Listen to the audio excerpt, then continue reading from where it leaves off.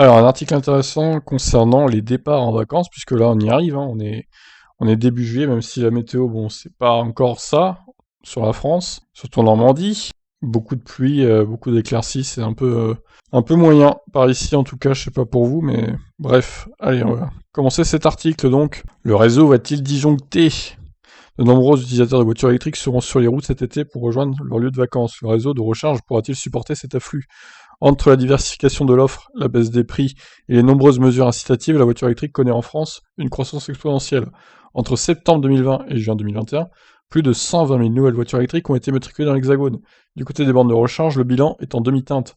Si leur déploiement n'est pas en adéquation avec l'évolution du marché, de beaux progrès ont été réalisés sur un an. Cela sera-t-il suffisant pour voyager en toute sérénité?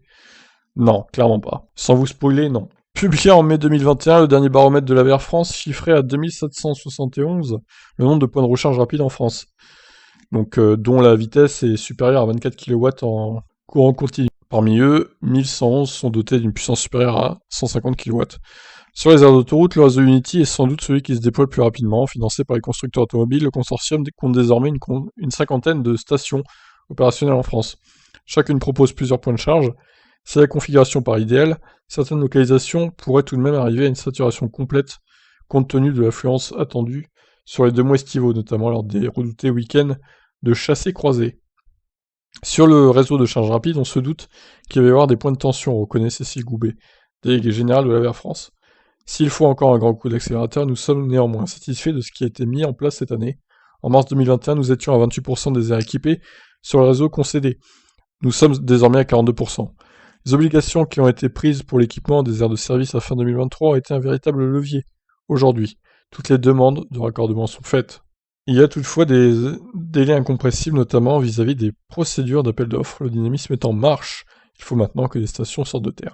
Tiens, d'ailleurs, je vois qu'il y a une station Unity sur la 84 en préparation en Normandie, là. Intéressant. Ça pourrait me servir, ça, éventuellement.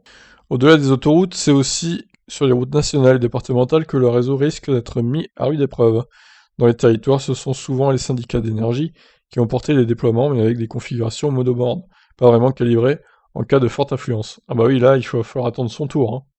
Autre problématique, celle de la recharge à destination. Les utilisateurs qui font habituellement le plein à leur domicile auront besoin de solutions pour charger leur voiture sur leur lieu de villégiature. Si celles et ceux qui passent leurs vacances en camping pourront toujours recourir au système D, certains propriétaires n'auront d'autre choix que de se charger sur les bornes lentes et accélérées déployées sur la voie publique. Un réseau qu'il faudra partager avec les hybrides rechargeables dont les ventes ont explosé cette année. Les zones côtières où l'affluence touristique est la plus forte seront sans doute les plus impactées. Alors effectivement, les superchargeurs sont-ils les mieux préparés? Je dirais oui, mais en même temps, il y a de plus en plus de Tesla aussi, donc attention, parce que certains superchargeurs seront blindés pour moi, hein. C'était déjà le cas l'année dernière. Donc la Model 3 a été écoulée à plus de 13 000 exemplaires depuis le début de l'année, autant de nouveaux propriétaires qui ne manqueront pas de tester le réseau superchargeur sur la route des grandes vacances. Il est évident qu'il y aura des points de congestion, notamment à l'heure de la pause déjeuner, où les arrêts sont fréquents. Cela arrive aussi sur certaines stations de service l'été. Le réseau superchargeur s'est également musclé en France, passant de 640 points de charge, répartis sur 74 stations en juin 2020, à 94 stations, donc 20 de plus, et 870 points de charge à date. Outre l'ouverture de nouvelles stations, le constructeur a également augmenté le nombre de bornes sur les stations les plus fréquentées. Ainsi, le superchargeur de Clermont-Ferrand a reçu 8 nouvelles bornes, tandis que ceux de Brive et de Orange en ont respectivement intégré 12 et 8 de plus. Ah ouais, c'est pas mal quand même. Ce qui change la donne, c'est aussi l'arrivée des superchargeurs V3. Encore inexistant dans l'Hexagone il y a un an, cette nouvelle génération de bornes ultra rapides porte la puissance à 250 kW. C'est 100 kW de plus que les superchargeurs V2, qui plafonnaient donc à 150 kW. Généralisés aux nouvelles stations et à l'ensemble des travaux d'extension, ces nouveaux chargeurs haute puissance réduisent le temps de charge et accélèrent par conséquent la rotation des véhicules. Un turnover d'autant plus efficace que le constructeur facture des frais d'occupation de 50 centimes par minute si la voiture n'est pas débranchée rapidement une fois la charge terminée.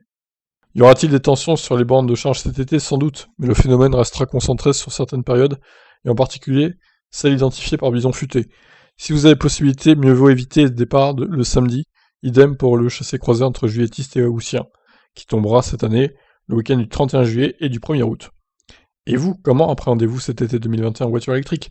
Craignez-vous un afflux d'utilisateurs? N'hésitez pas à donner votre avis dans les commentaires. Bah ouais, du coup, on va dire que ceux qui ont une Tesla, ils ont l'avantage des superchargeurs, comme d'habitude. Mais attention aussi à vous, hein, de ne pas partir à des périodes où il y a trop de monde, parce que vous risqueriez d'attendre, selon votre destination, à certains superchargeurs qui seront blindés. On pense notamment à tous les Hollandais hein, qui viennent avec des Tesla en France. Ils occupent d'une façon incroyable les superchargeurs, les Hollandais. Hein. Chaque fois aux vacances, vous croisez des Hollandais avec une Tesla, ça c'est obligé. Donc voilà. Quant aux bornes des départements, oui, effectivement, ça fait un peu pitié, il n'y en a qu'une par-ci par-là, donc va falloir encore une fois bien s'organiser. Et ChargeMap a bien fait son travail, ils ont amélioré leur planificateur de trajet, un peu à la façon Better Route Planner, donc franchement, ils ont fait du bon boulot, donc vous pouvez vous servir de ça pour créer votre itinéraire, trouver les bornes de recharge, etc. Ça tombe bien qu'ils aient sorti ça juste avant les vacances, d'ailleurs. Je vous laisse, qu'est-ce que vous en pensez? Est-ce que vous partez en vacances? Allez, je vous laisse réagir. Bye.